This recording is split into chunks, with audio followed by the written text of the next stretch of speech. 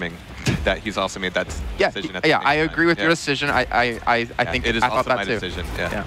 Yeah, I don't think we want to the take illusion of decision. And I think maybe we were understating Dahang's contribution to the comms a little bit, but you can tell which one's more vocal than others. You know, and Rafi, man, you can hear him when he's shouting stuff, even on stream. It's like, oh yeah, he's into it. He's really into the comms. So, man, it's a great job by Liquid.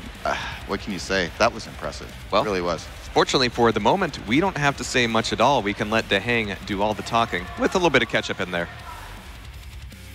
Guys, thank you very much, guys. As you can obviously hear already, I'm joined on the stage by Dahang, one half of Team Liquid. First of all, congratulations. Grand Finals, obviously that's no easy task, taking on the likes of Dewey and Garpy.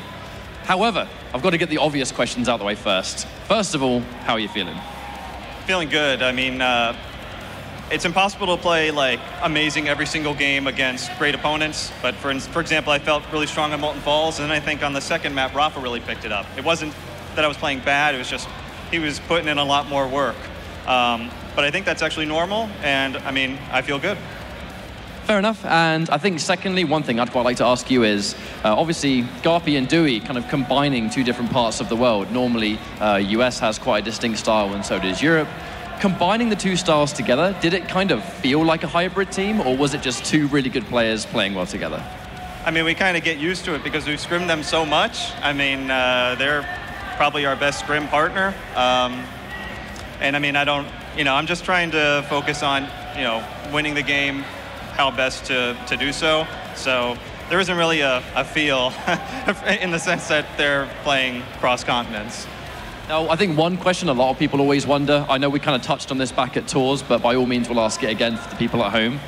Communication really is the thing that sets you guys apart from every other team in the business. So with that in mind, what is it you could say about your communication with Rafa that sets you guys apart from the rest? I mean, it's pretty straightforward, to be honest, but it's not easy. I think Rafa communicates better than I do, but it's basically if you see any useful information, try to get it out.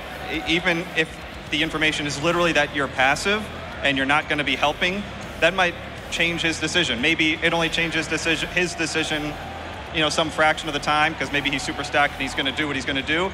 But if everything adds up, so anything that can help each other make better decisions, do your best to make sure you communicate any useful info. So we're in Texas at the moment, right? We're in America. Now that's not a regular occurrence in Quake. We were at DreamHack Winter, we were in Sweden, DreamHack Tours, we were in France. Again, finally, we're kind of in your hometown, kind of like as the hometown heroes being in North America. Do you guys feel like it makes a significant difference being in front of a crowd that are definitely going to be rooting for you guys, because this crowd's definitely going to want North America to take the title? Does that make a difference to your gameplay, or is it something that you just try and blot out regardless of all distractions? I try to block it out. The only thing is it potentially could make a difference for, folks that traveled from very, very, very far that, has to be up and potentially, at the tournament area for 10 to 12 hours and not necessarily on the best sleep schedule, whereas, I'm already on the proper sleep schedule, having not needed to travel too far. So I think that's the only real difference. It's always nice if, the crowd is cheering, but, again, just try to stay focused and not even worry about what's happening outside the game.